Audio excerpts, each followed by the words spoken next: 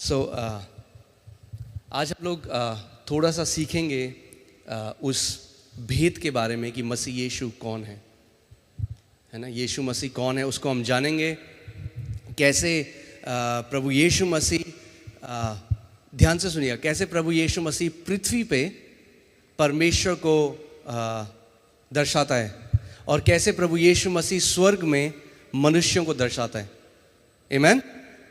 देखिए, इसीलिए हमें ये समझना बहुत ज़रूरी है कि प्रभु यीशु, जो हम लोग क्रिश्चियनिटी कहते हैं, देखिए मेरा जन्म हिंदू परिवार में हुआ था और मेरा कोई ईसाई नाम नहीं है, और मगर हमें जानना ज़रूरी है कि जिसको हम लोग क्रिश्चियनिटी कहते हैं वो एक धर्म नहीं है, मगर एक्चुअली में जो वर्ड क्रिश्चियन वर्ड जो आया, जो मसीह शब्द है, वो सबसे पहले एंटियोक में प्रभु यीशु मसीह के चेलों ने अपने आप को बोलना शुरू किया। उससे पहले जो सारे विश्वासी लोग थे उनको बोला जाता था द वे या मार्ग। आमीन। प्रभु यीशु मसीह ने क्या कहा कि मैं ही मार्ग, सत्य और जीवन हूँ। सो एंटियोक में पहली बार क्रिश्चियन वर्ड इस्तेमाल हुआ, मगर हमें यह समझना जरूरी है कि मसीह में होने का मतलब क्या है। मसीह किसको कहा जाता है? जब परमेश्वर और मनुष्य एक हो गए उसको हम मसीहत कहते हैं। आमीन। जब मैंने प्रभु यीशु मसीह को ग्रहण किया तो मैंने परमेश्वर से पूछा कि प्रभु मुझे जानना है कि मसीहत होती क्या है। तो परमेश्वर ने मुझे बताया कि the union of God and man, परमेश्वर का और मनुष्य को एक हो जाने को हम मसीहत कहते हैं। आमीन। जब परमेश्वर का वचन कहता है कि वो परमेश्वर एक ऐसी अगम्य ज्योति में बैठा है, वो परमेश्वर एक ऐसी ज्योति में विराजमान है जहां पे कोई भी मनुष्य उसके पास नहीं जा सकता।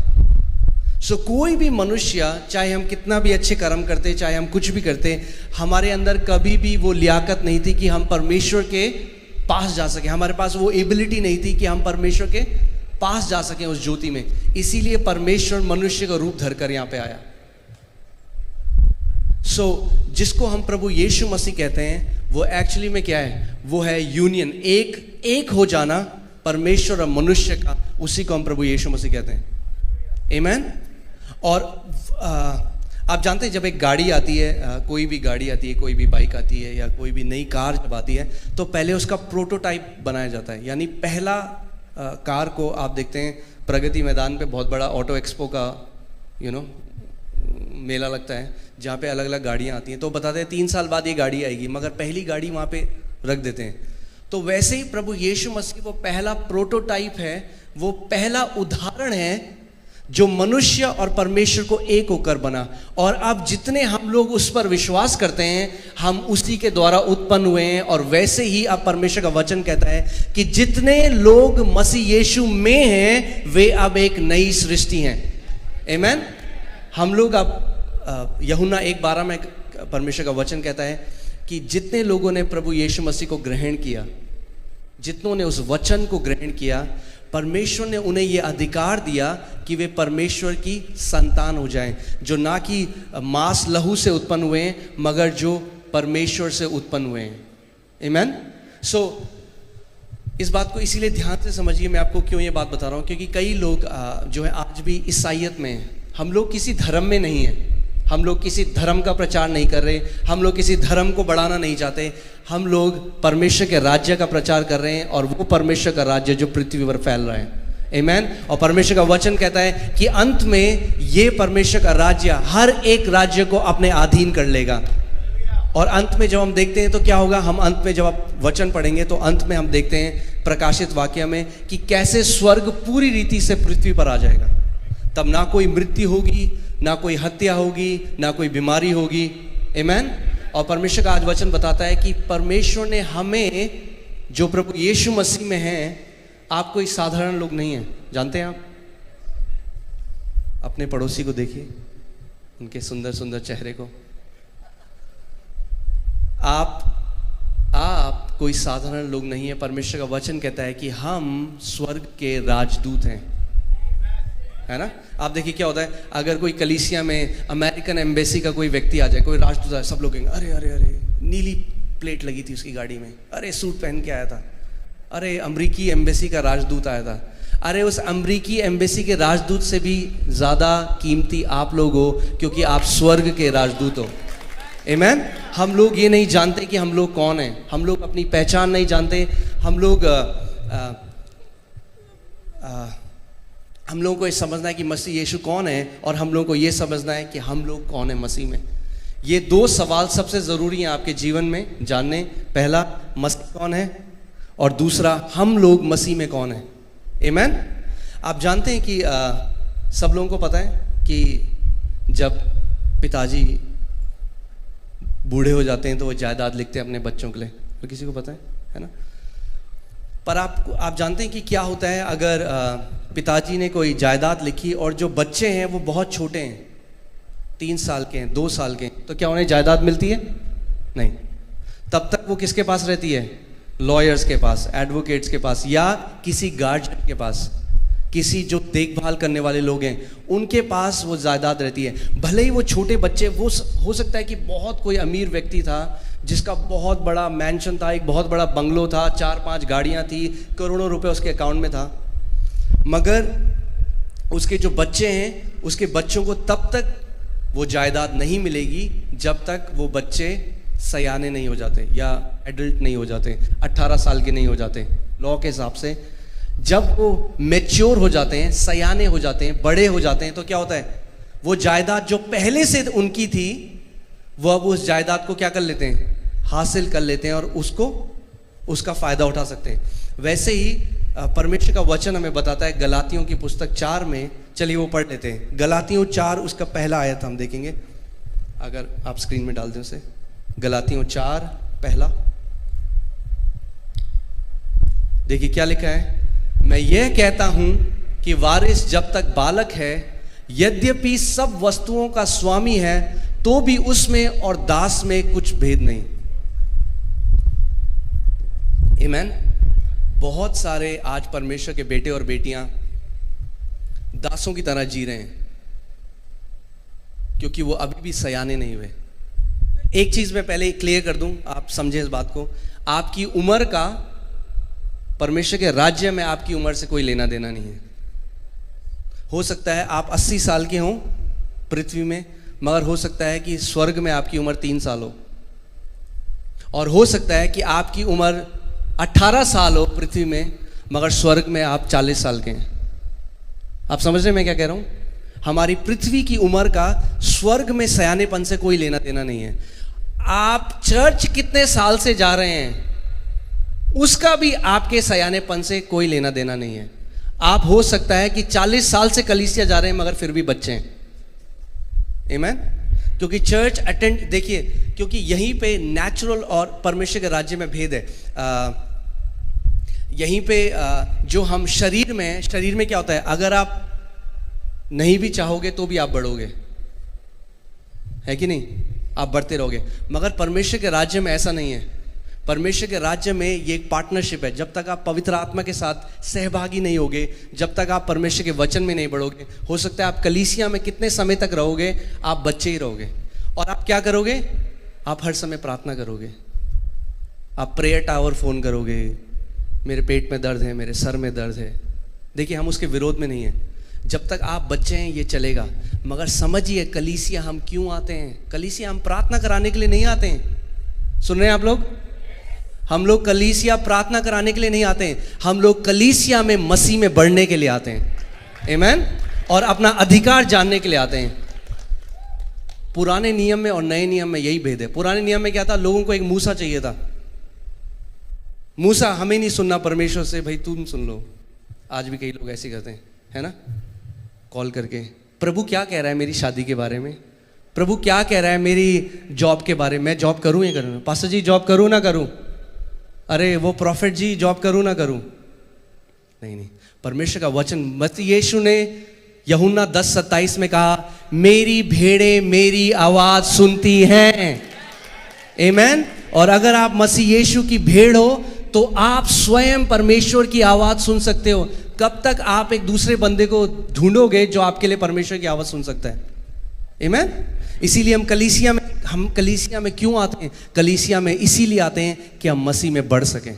मसीह की शिक्षा में बढ़ सके, मसीह की शिक्षा हमारे अंदर जड़ पकड़ सके और हम क्या हो जाएं? सयाने हो जाएं।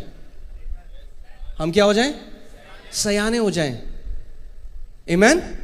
कि ताकि देखिए इस बात को समझिए, जो डिसाइपलशिप का गोल है, जो चेले बनाने का जो उद्देश्य है, वो क्या है? कि आप एक मैच्योर सन हो जाएं, यानी आप एक सयाने बेटे बन जाएं, परिपक्व बन जाएं अपनी उम्र में, ताकि जो परमेश्वर के पुत्रों का जो अधिकार है उस अधिकार में आप चल सकें। आमीन। प्रभु यीशु मसीह ने क्या किया? देखिए इसीलिए हमें समझना बहुत जरूरी है कि प्रभु यीशु मसीह हमारा उदाहरण है। आमीन। प्रभु यीशु मसीह जब पैदा हुआ तो कैसे पैदा हुआ? पूरा परिपक्व होके 30 साल का नहीं, कैसे पैदा हुआ? छोटे बच्चे की तरह। और फिर उसने क्या किया? वो बढ़ने लगा। जब हम परमेश्वर के राज्य में पैदा होते हैं तो कैसे होते हैं? एक छोटे बच्चे की तरह। और परमेश्वर का वचन कहता है कि उसने क्या किया? वो बुद्धि, ज्ञान और परमेश्वर के डील डॉल में बढ़ने लग गया। क्या किया प्रभु यीशु मसीह ने? वो बुद्धि में, ज्ञान में और परमेश्वर के डील डॉल में बढ़ने लग गया। उसने क्या किया? उसने अपने आप को, जो अथॉरिटी थी, उसको सबमिट किया। और वैसे ही जब हम परमेश्वर के राज्य में आते हैं, हमें क्या करना है? हमें बुद्धि में, ज्ञान में और परमेश्वर के डील डॉल में बढ़ना है। आमीन। मगर फिर एक समय आया जब वो सयाना हो गया, और जब वो सयाना हुआ तो वो परमेश्वर के पुत्र के अधिकार में चलने लग गया। वो दुष्ट आत्माओं को निकालने लग गया, वो आंधियों को डांटने लग गया, वो मुर्दों को जिंदा करने लग गया। उसके वचन में वही शक्ति थी जो परमेश्वर की थी। आमीन। और प्रभु यीशु मसीह ने कहा, जो लोग मुझ पर विश्वास करते हैं वो क्या करेंगे? वो कॉल करेंगे? नहीं, क्या करेंगे? वो मुझसे भी बड़े बड़े कार्य करेंगे। आमीन। आप में से कितने लोग प्रभु यीशु में विश्वास करते हो? आमीन। यानी ये परमेश्वर की प्रतिज्ञा है हमारे लिए कि अगर हम प्रभु यीशु मसीह में विश्वास करते हैं तो केवल हम कहानी नहीं सुनेंगे कि प्रभु ने ऐसा किया, हम भी प्रभु यीशु मसीह जैसे कार्य करेंगे। और केवल ऐसे ही नहीं, प्रभु ने कहा मुझसे भी बड़े बड़े कार्य करेंगे। आमीन। सो इस बात को समझिए कि कलीसिया एक स्कूल की तरह है। क्या है कलीसिया? एक स्कूल की तरह, एक कॉलेज की तरह, जहां पे आप क्या करते हैं? आप सीखने के लिए आते हैं। और मैं बता रहा हूं, जब तक हमारा जो एटीट्यूड है वो सीखने का नहीं होगा, तो आप कलीसिया आएंगे, आप अच्छा गाना सुनेंगे, आप कहेंगे अरे बहुत मजा आया, आज हमने हाथ घुमाया, तेरी दया तेरी दया, फिर हम घर चले गए। मगर इसके लिए हम कलीसिया में नहीं आते। हम क्यों आते हैं? क्यों आते हैं? सीखने के लिए और मसीह में परिपक्व बनने के लिए। क्योंकि हमने क्या सीखा गलातियों 4 में कि यदि जो उत्तराधिकारी है, जिसके लिए सारी जायदाद है, आप इस बात को समझिए, अगर आप मसीह यीशु में हैं तो परमेश्वर ने चंगाई आपके लिए रखी है, परमेश्वर ने छुटकारा आपके लिए रखा है, परमेश्वर ने समृद्धि आपके लिए रखी है, परमेश्वर ने अलौकिक स्वास्थ्य आपके लिए रखा है, परमेश्वर ने अपना फेवर, अपनी ब्लेसिंग्स आपके लिए रखा है। आमीन। मगर वो ऐसे ही नहीं होगा, आपको उसके लिए परिपक्व बनना पड़ेगा। आमीन। कि ताकि आप अपनी इनहेरिटेंस में चल सकें, आप उस जायदाद, उस वारिस जो आपके लिए परमेश्वर ने दे दिया है, उसको आप ग्रहण करना सीखें। आमीन। इसीलिए हमें सबसे पहली चीज क्या करनी है? हमें यह निर्णय लेना है कि हमें मसीह में बढ़ना है। क्या करना है? हमें निर्णय लेना है कि हमें मसीह में बढ़ना है। और अगर एक छोटा बच्चा है, उसको क्या देते हैं हम जो पैदा होता है? आप बोल नहीं रहे, क्या देते हैं? दूध देते हैं। और जो पीटर है, पतरस कहता है कि जो नए जन्मे विश्वासी हैं उनको क्या चाहिए? वचन का दूध।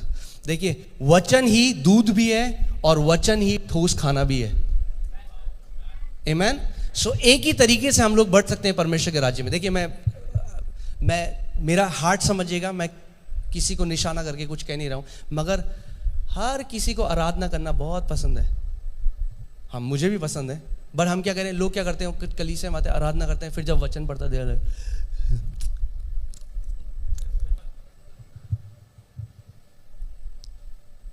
और फिर मसीह लोग सोचते हैं कि क्यों हमारे जीवन में फल नहीं है। आराधना का अपना जगह है, आराधना का अपना स्थान है।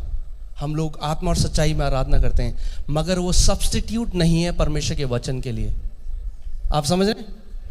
आराधना परमेश्वर के वचन का, क्या बोलेंगे सैम, स्थान नहीं ले सकता।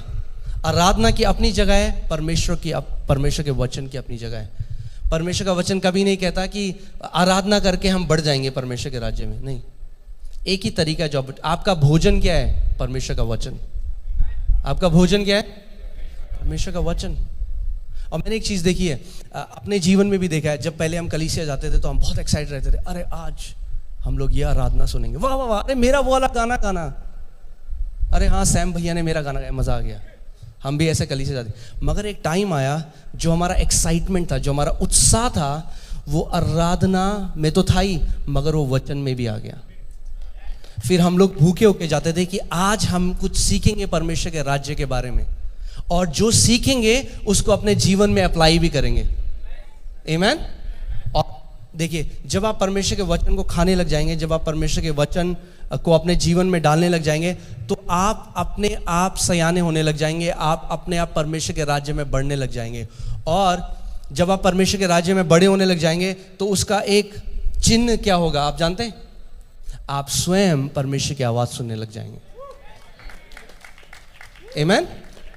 देखिए, मैं इसके विरोध में नहीं हूं कि अगर आपको जरूरत है तो आप किसी को कॉल करिए, वो है, मगर सालों आपको कलीसिया में हो जाए और तब भी आप किसी को ढूंढते हैं कॉल करने के लिए, तो आप अपना अधिकार अभी नहीं जाने।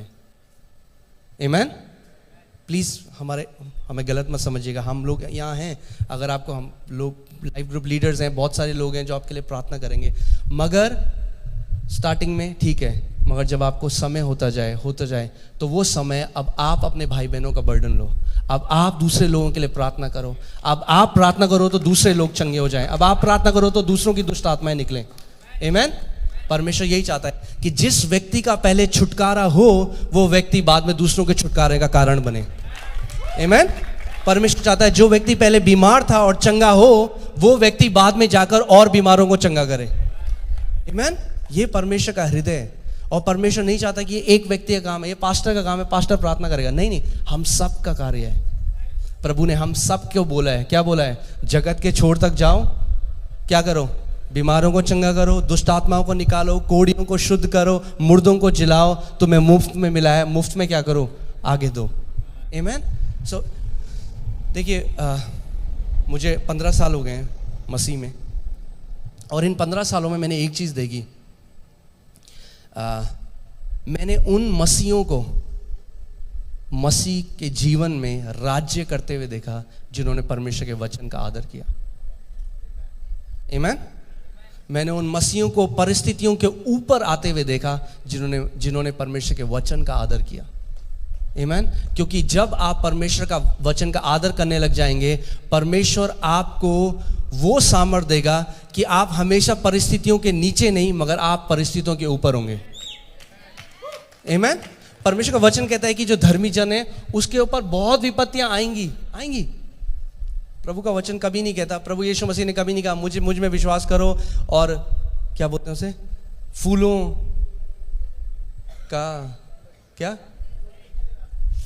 का रास्ता, फूलों से भरा हुआ रास्ता है आपका, अब आपको कोई ठेस, अरे हम तो प्रभु में, ऐसा क्यों किया? नहीं, सुनिए इस बात को, अगर आप मसीह में हैं तो परमेश्वर का वचन कहता है धर्मी जन पे तो और भी विपत्तियां आती हैं। कितनी आती हैं?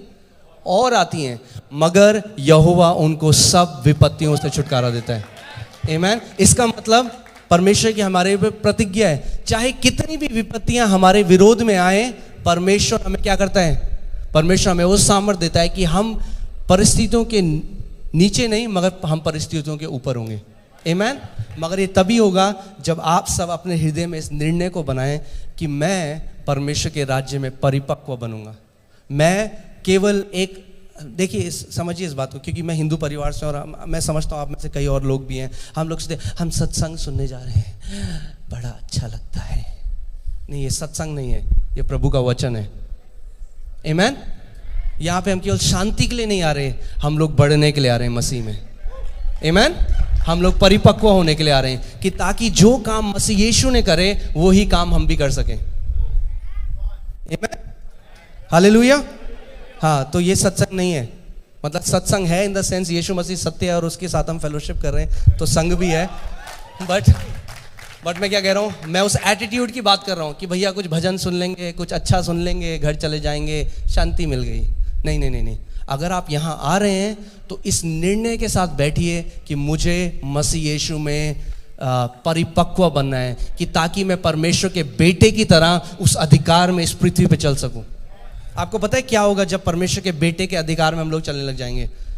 आंधियां और तूफान आपकी बात को मानेंगी, दुष्ट आत्माएं आपके एक शब्द में निकल के चली जाएंगी, बीमारों के आप ऊपर हाथ रखेंगे, आप बीमारों के लिए प्रार्थना करेंगे, वे चंगे हो जाएंगे। आमेन, हालेलुया। सो हमें क्या करना है? हमें वचन में क्या करना है? परिपक्व होना है, हमें वचन के लिए भूखे होना है ना। मैं ये उदाहरण कई बार देता हूँ और बहुत ही थोड़ा मजाक के उदाहरण है। एक बार हम एक विश्वासी के घर में गए थे, है ना। तो हम उनके घर पे गए और उन्होंने कहा, अरे पास्टर जी, दुष्ट आत्माओं ने बड़ा सता रखा है, बहुत परेशान हैं हम। मैंने कहा अच्छा। मैंने कहा बाइबल लेके आई, आपको कुछ सिखाते हैं। तो वो बाइबल ऐसे लेके आई, जो बाइबल थी ना उसके ऊपर इतनी धूल लगी थी।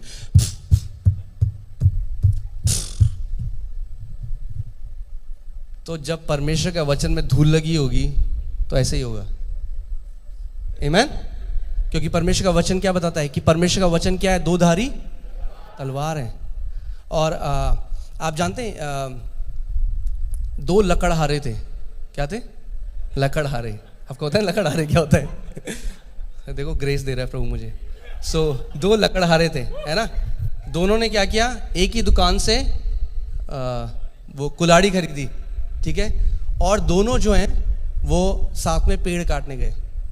1 महीने बाद एक ने 20 काटे, एक ने 40 काटे। आप बताओ क्यों? जिसने ज़्यादा मेहनत करी उसने 20 काटे, जिसने कम मेहनत करी उसने 40 काटे। आप बताओ क्यों? क्योंकि जो दूसरा व्यक्ति था वो पेड़ काटते काटते वो बीच में टाइम लगा के कुल्हाड़ी की धार तेज करता था। आमेन। हमें भी क्या करना है अपने जीवन में? क्या करना है? धार को तेज करना है। कैसे करेंगे आप धार को तेज? जब आप परमेश्वर के वचन को अपने अंदर डालेंगे, जब आप परमेश्वर में उस पे आप परिपक्व हो जाएंगे, तो आप क्या कर रहे हैं? आप उसकी धार को तेज कर रहे हैं। और कोई भी, आप जानते हैं, अगर चलिए मैं इस बात को कहता हूँ, कई लोग कहते हैं जी हम बंधन में, हमें बांध दिया उसने, ये कर दिया वो कर दिया। अगर आपकी तलवार की धार तेज है तो कोई चेन आपको नहीं बांध सकती, कोई जादू टोना आपको नहीं बांध सकता, कोई दुष्ट आत्मा आपको नहीं बांध सकती, कोई ऐसा तांत्रिक पैदा नहीं हुआ जो परमेश्वर का वचन जिसको ना काट सके। आमेन। भाई हमें इसने बांध दिया, उसने बांध दिया, अरे रील का धागा है वो परमेश्वर के वचन के आगे। और परमेश्वर का वचन क्या है? 2 धारी पैनी तलवार। आमेन। यानी अगर आपके मुख से उस परमेश्वर की वचन की तलवार लगातार निकल रही है तो कोई भी चीज़ आपको बांध नहीं सकती। आमेन। सो पहली चीज़ हमें क्या करना है? हमें ये एटीट्यूड रखना है, हमें ये एटीट्यूड हमारा होना चाहिए कि हमें क्या करना है? परमेश्वर के वचन में बढ़ना है। हमें परमेश्वर के वचन में क्या करना है? परिपक्व होना है। आमेन। क्योंकि जब हम सयाने हो जाएंगे तो क्या होगा? हम अपने पिता की विरासत में चल सकेंगे। आमेन। वरना देखिए, मैं इसलिए आपको ये कह रहा हूँ, प्लीज़ हमारे हृदय को समझिए। मेरे को बहुत दुख होता है जब मैं कई मसीह लोगों को देखता हूँ। इसलिए दुख होता है क्योंकि प्रभु ने उनके लिए कितना कुछ रखा हुआ है, मगर वो प्रभु को नहीं समझते। वो केवल वो सोचते हैं कि अरे हमारा बच्चा ठीक नहीं है, प्रार्थना करा लो, अरे ये हो रहा है, प्रार्थना करा लो, अरे बच्चे के एग्जाम है, प्रार्थना करा लो। वो नहीं जानते कि परमेश्वर उतना ही उनका परमेश्वर है। परमेश्वर ने उनको वो अधिकार दिया है जो परमेश्वर ने किसी भी और व्यक्ति को दिया है। आमेन। और परमेश्वर उनके साथ क्या चाहता है? व्यक्तिगत रिश्ता चाहता है। ध्यान सुनिए, मैं आपको एक बात कहूंगा, I can hear God with you, I will not here God for you. मैं आपके साथ परमेश्वर को सुन सकता हूं यहां पे, मगर आपको स्वयं परमेश्वर को अपने जीवन में सुनना पड़ेगा। आमेन। और यही परिपक्व होने की निशानी है कि आप, और यही इसीलिए परमेश्वर ने चरवाहों को रखा है। आप जानते हैं, चरवाहों को इसलिए नहीं रखा कि चरवाहा लोगों की सब प्रार्थना करता रहे। कई लोगों को लगा अरे ये व्यक्ति क्या बोल रहा है। इसीलिए क्या बोलता है इफिसियों 4:11 क्या कहता है? चलिए वो पढ़ लेते हैं कि ताकि आपको समझ में आए परमेश्वर ने क्यों चरवाहों को और 5 फोल्ड मिनिस्ट्री रखी है। इफिसियों 4:11 खोल दीजिए प्लीज।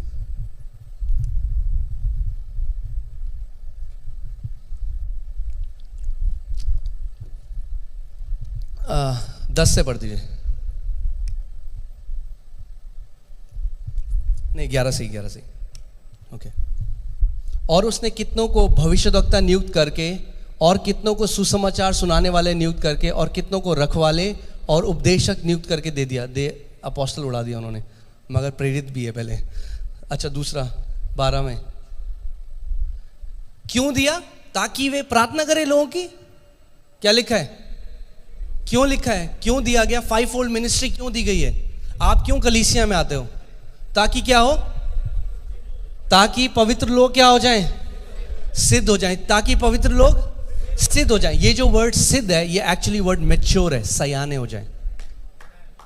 क्या हो जाएं? सयाने हो जाएं, परिपक्व हो जाएं, मैच्योर हो जाएं। इंग्लिश में इसको कहा जाता है मैच्योर हो जाएं। सो 5 फोल्ड मिनिस्ट्री इसलिए दी गई है कि बिलीवर्स में दे में गेट मैच्योर्ड, कि जो विश्वासी हैं वो क्या हो जाएं? वो परिपक्व हो जाएं। जो पवित्र लोग हैं वो क्या हो जाएं? सिद्ध हो जाएं, यानी वो बच्चे ना रहें। परमेश्वर नहीं चाहता कि कलीसिया में लोग बच्चे रहें, क्योंकि परमेश्वर आपको एक असाइनमेंट देना चाहता है, क्योंकि परमेश्वर आपके द्वारा अपने राज्य को प्रकट करना चाहता है। ताकि आगे क्या लिखा है? सेवा का काम किया जाए और मसीह की देह उन्नति पाए। आपको पता है अभी क्या हो रहा है? 98% जो विश्वासी हैं वो कहते हैं अजी हम तो विश्वासी हैं, हमारा काम थोड़ा ना, ये तो पास्टर का काम है।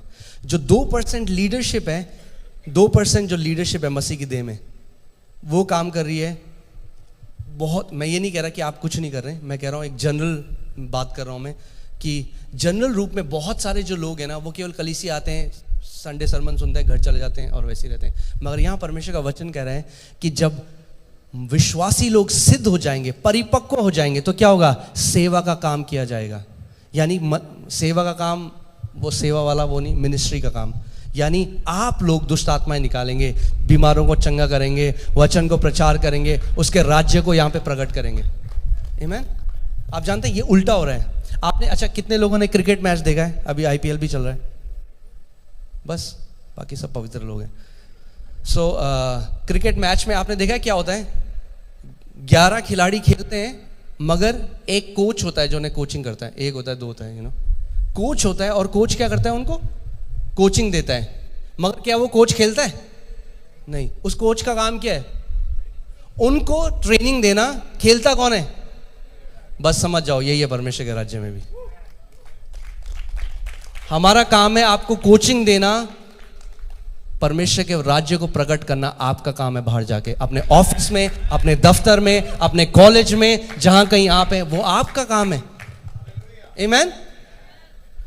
इसीलिए आपको यहाँ पे आके परिपक्व होना है। क्या फोन कर, पास्टर जी ये दुष्ट आत्मा है, यहाँ पे दुष्ट आत्मा आपको पता चलेगा कि मेरे पास वही अधिकार है जो प्रभु यीशु मसीह में था, और उसने कहा विश्वासियों में ये चिन्ह होंगे कि वे मेरे नाम से दुष्ट आत्माओं को निकालेंगे। आमीन। और आप प्रभु यीशु मसीह के नाम से उस अधिकार में क्या करेंगे? दुष्ट आत्माओं को निकालेंगे। ये मेरा बिल्कुल भी वचन नहीं था, पर अब जो आ रहा है आन दो। आमीन। इसीलिए परमेश्वर क्या चाहता है कि आप क्या हो जाएं? आप परिपक्व हो जाएं। सो अपने अंदर, आप मेरे पीछे बोलिए, मैं मसीह में परिपक्व होऊंगा ताकि परमेश्वर के पुत्र के अधिकार में मैं इस पृथ्वी पर चल सकूं। आमीन। अच्छा मेरे को एक बात बताइए, अगर आपका जैसे अभी मेरी 2 बेटियां हैं, जो छोटी वाली है अमाया है ना, वो डायपर में पॉटी करती है, अभी भी चलता है, 3 साल की है। मगर अब लगाओ वो 12th क्लास में हो गई, डायपर में पॉटी कर रही है, नहीं चल सकता। आमीन। सो वैसे क्या होता है, जब हम बच्चे होते हैं चलता है, मगर जब हम बड़े हो जाते हैं तो परमेश्वर क्या चाहता है कि अब हम सयानों की तरह जीना शुरू करें। आमीन। और आपको पता है जो ये शब्द है इंग्लिश जो यूनानी भाषा में, जो कि अगर जो उत्तराधिकारी है यदि वो बालक है, वो शब्द जो बालक ग्रीक भाषा में या यूनानी भाषा में, वो पता क्या है? वो बच्चे जिन्हें बोलना नहीं आता, वो बच्चे जिन्हें बोलना नहीं आता। कई ऐसे मसीह हैं कलीसिया में जिन्हें आज भी बोलना नहीं आता, जिनके मुंह से अरे पता नहीं क्या होगा, कैसे होगा, मगर परमेश्वर चाहता है कि हमारे मुख से क्या निकले? विश्वास के वचन। जो सयाने परमेश्वर के परिपक्व बच्चे हैं उनकी भाषा भी अलग है। आपने देखा हम छोटे बच्चों के साथ बात करते तो कैसे करते हैं? बेबी क्या खाएगा,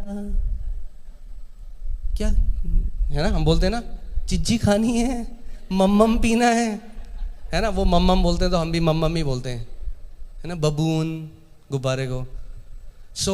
मगर जब वो वही बच्चा सयाना हो जाता है तो वो क्या करता है? वो साफ रीति से भाषा बोलने लग जाता है।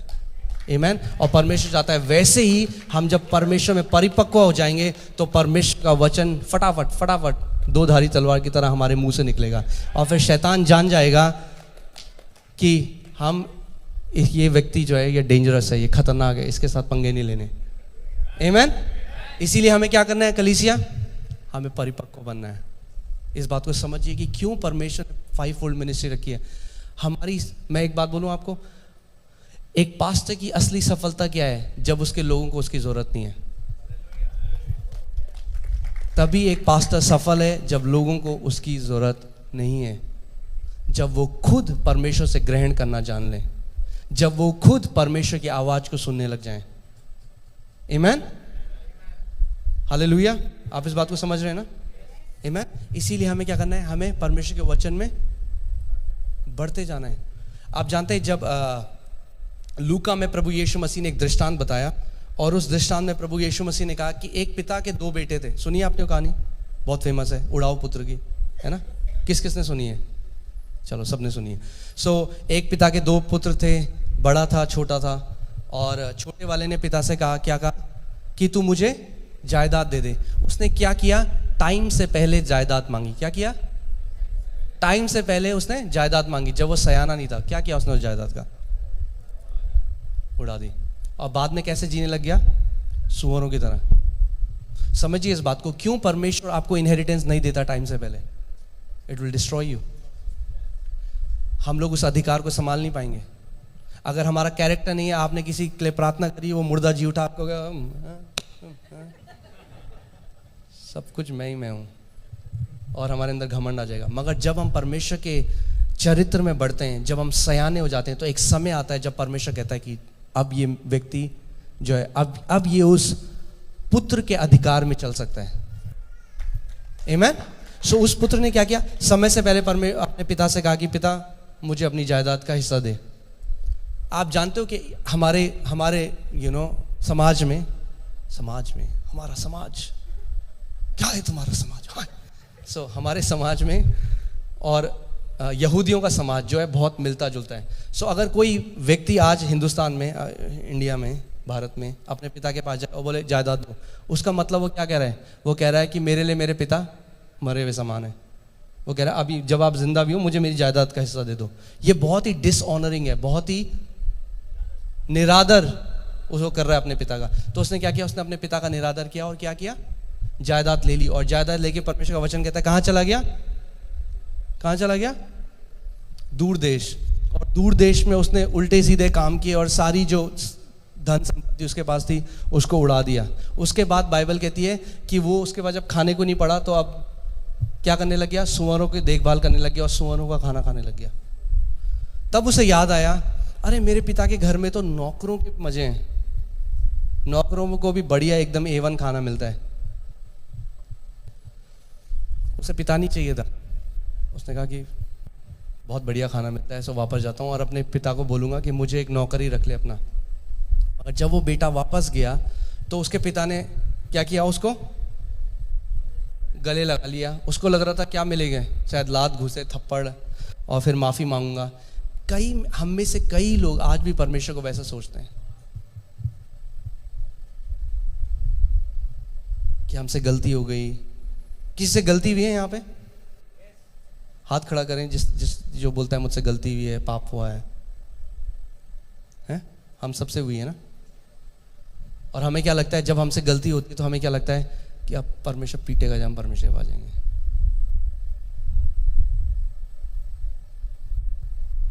मगर उस पिता ने क्या किया? यीशु मसीह दृष्टांत बता रहे हैं, क्योंकि दृष्टांत के द्वारा वो परमेश्वर के राज्य का सत्य हमें बताना चाहता है। वो जो पिता है वो असली में स्वर्गीय पिता है। और जब उसका बेटा सोच रहा है कि जब मैं वापस जाऊंगा तो पिता मारेगा पीटेगा, बहुत बड़ा लेक्चर मिलेगा, उसके पिता ने सबसे पहले क्या किया? वो भागा, उसको गले लगा लिया और उसको चूमता रहा, चूमता रहा, चूमता रहा, चूमता रहा। पता है उससे सुअरों की बास आ रही होगी, कितने दिन से नहाया नहीं होगा। और उसके पिता ने जो अब कहा ना वो बहुत ही मजेदार है। उसके पिता ने अपने नौकरों से कहा, जाओ और सबसे बढ़िया वस्त्र लेकर आओ मेरे बेटे के लिए। अब मैं आपको बताऊंगा सबसे बढ़िया वस्त्र क्या है। ये ड्रेस नहीं है।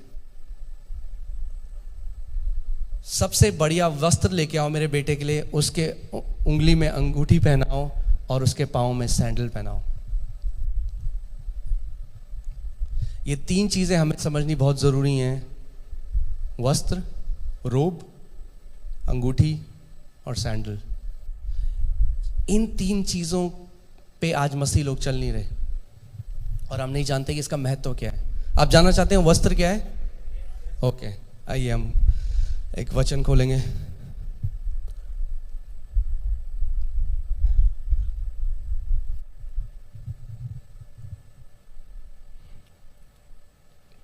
बाइबल बात करती है रोब ऑफ राइचियसनेस की, धार्मिकता के वस्त्र की। सुना है आपने?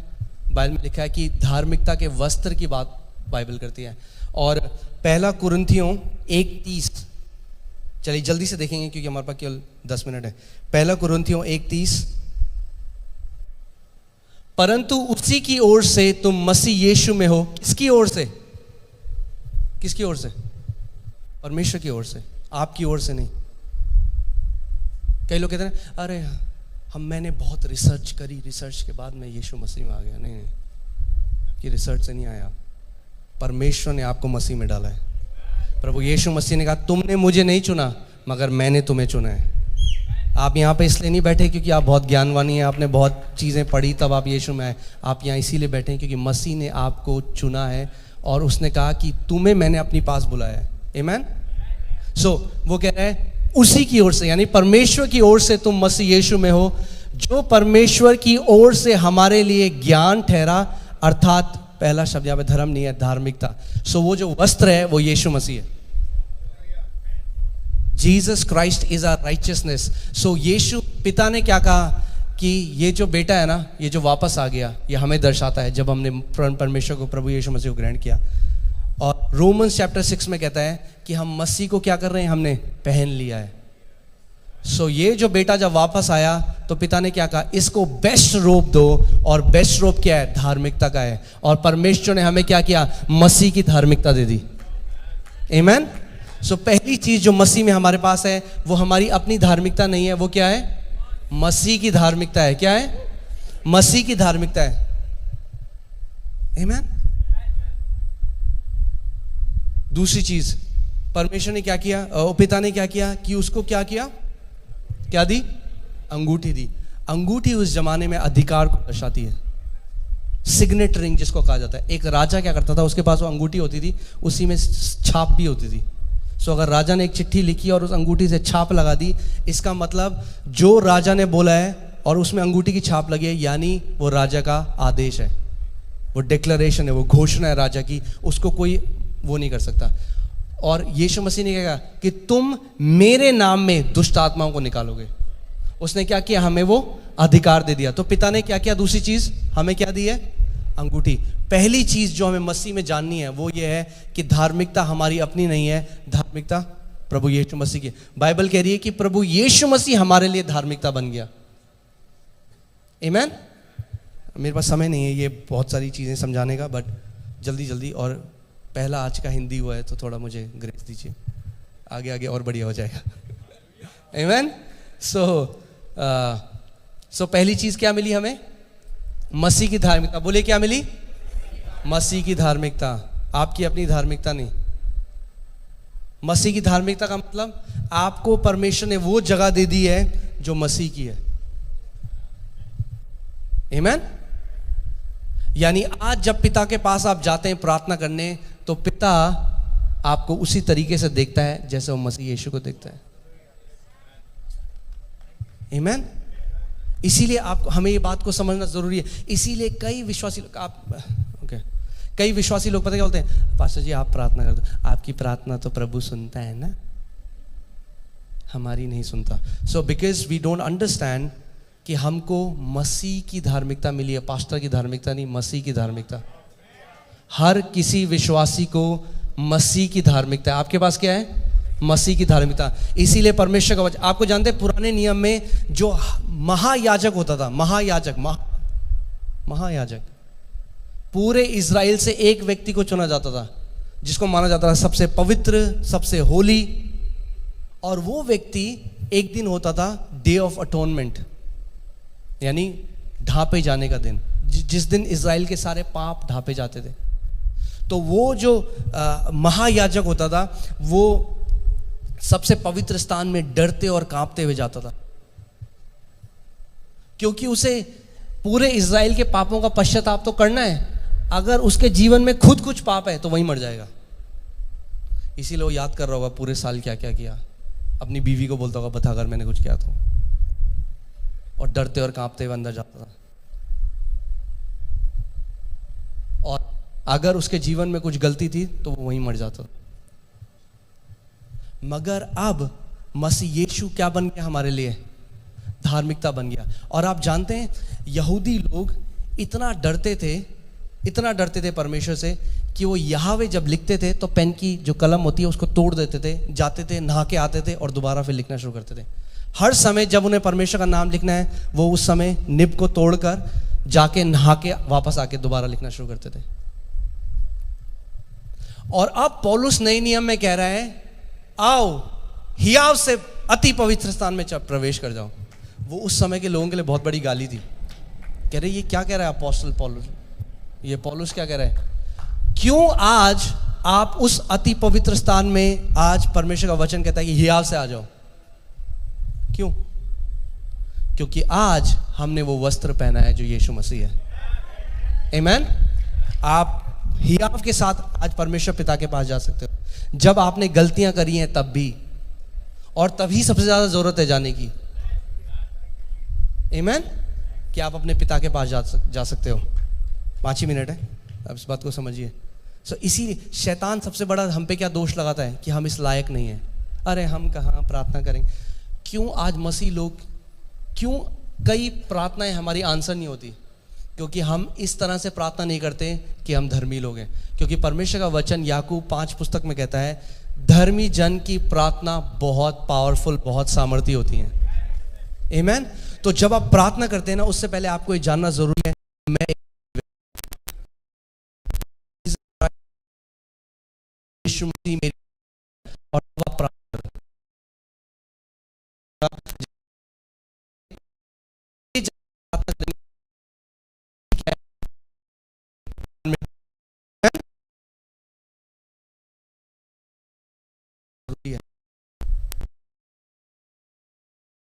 क्या मिली? किस बात को दर्शाती? अधिकार।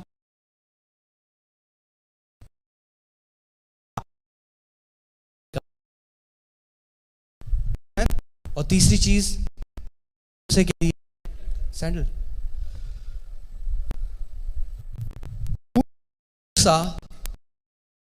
आपको ये तभी समझ में आएगा अगर आप कह रहा हूं मूसा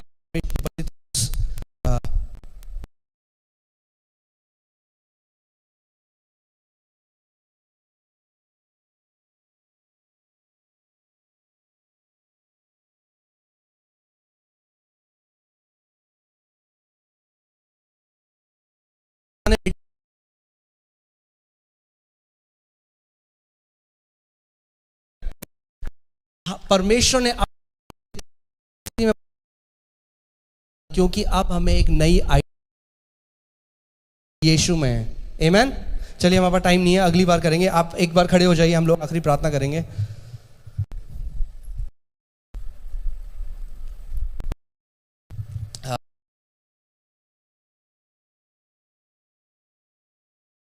हृदय में ये निर्णय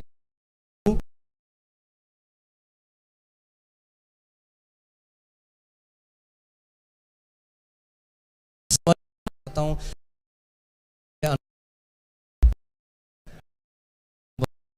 आप परमेश्वर से समय बात कर, प्रभु से कहना, मुझे वो अनुग्रह दे कि मैं तेरी दया में, तेरे अनुग्रह में, उस परिपक्वता में बढ़ता जाऊं। प्रभु हम उस अनुग्रह को मांगते हैं पिता,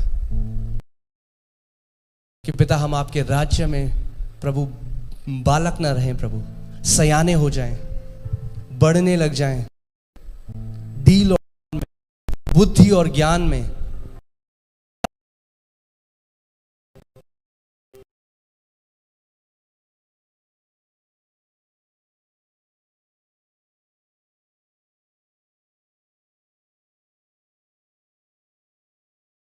मसीह आपका वचन कहता है एक विश्वासी, एक याजक और एक राजा है। प्रभु हम आपकी आशीष को, अगर कोई बीमार है इस समय तो आप जगह में अपने हाथ को रख दीजिए जहां पे आपकी बीमारी है, अपने सर पे उस हाथ को रख दीजिए। Father we also declare your healing. पिता हम आपकी चंगाई को इसी वक्त बोलते हैं परमेश्वर, इन सब के सर से लेकर पांव तक प्रभु आपकी चंगाई को बोलते हैं। Spirit of infirmity we bind you and we cast you out. प्रभु आपकी चंगाई को हम रिलीज करते हैं परमेश्वर, और प्रभु हर एक व्यक्ति को बोलते हैं चंगे हो जाओ सर से लेकर पांव तक, इन जीसस नेम। बाहें पसारे तू खड़ा रहा, करता कलीसिया हम लोग आराधना में चलेंगे, इंतजार। हम प्रभु के लिए गीत गाएंगे। बाहें पसारे तू खड़ा रहा, करता था मेरा इंतजार।